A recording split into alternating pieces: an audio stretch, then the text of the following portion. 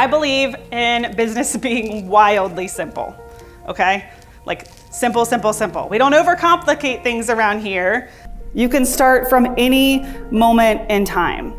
And I really love talking about Dharma because my journey to finding mine is so ironic because it was always within me. So my name is Elizabeth.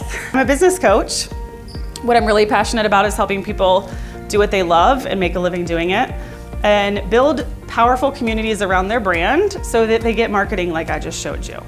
This is where my Manny Gens get lost and where I was lost for about 5 years is we think we need to change the offer, right? So our manifesting generator energy of needing to constantly create new things, we change our offer.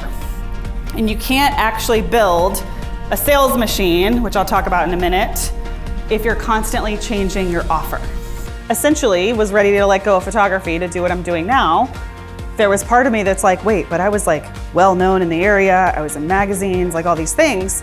Like letting go of that part of my identity is like being a successful photographer in Hampton Roads. And I love sales. I love busting objections. I love the actual sense of sales. But really, it's just executing the map.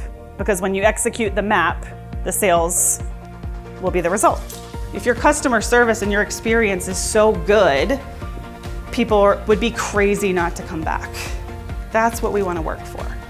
To stay in business, to stay present to our purpose, you have to do these things to stay present in that bigger vision.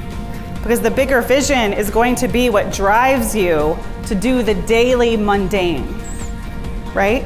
But if Rocky can get as present as she is right now, even just weekly, imagine what that unlocks, right? But our society has just put us in this energy of too muchness, always going so fast that we don't allow ourselves to reconnect to that vision.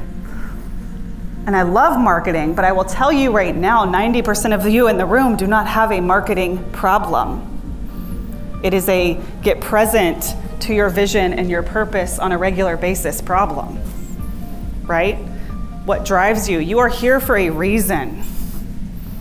There's always something between you and the outcome that you desire.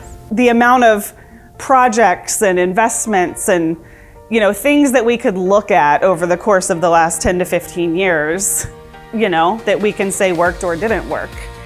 I really feel so powerful with the wisdom that I have, not because of the success, but because of the failures or lessons. But we have to view those two things as equal. Sometimes a lesson actually holds way more ROI than a sale.